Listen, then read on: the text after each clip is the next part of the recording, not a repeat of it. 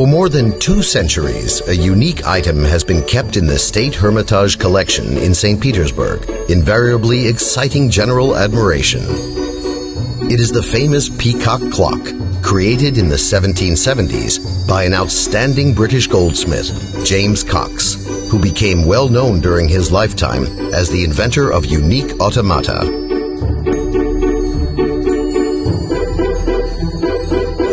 The clock is not only a fashionable automaton of its time with an intricate mechanism, but also a real work of art.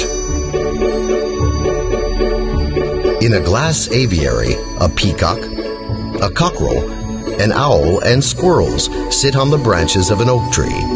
When wound up, special mechanisms set the figures of birds in motion. The dial is hidden in the cap of a mushroom, which grows under the oak. In the cap, there is a slot showing Roman and Arabic numerals to indicate hours and minutes. The dragonfly resting on the mushroom serves as the second hand. 4 separate mechanisms are combined in the clock. 3 of them set the figures of birds in motion, while the 4th is the actual clock movement.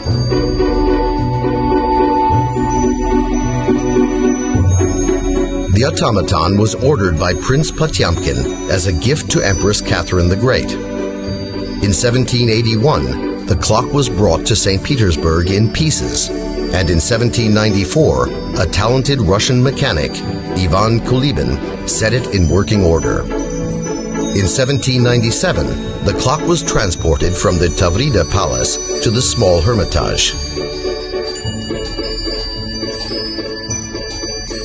Each Wednesday in the Pavilion Hall, the magic birds in the enchanted garden come to life, exciting admiration of the visitors.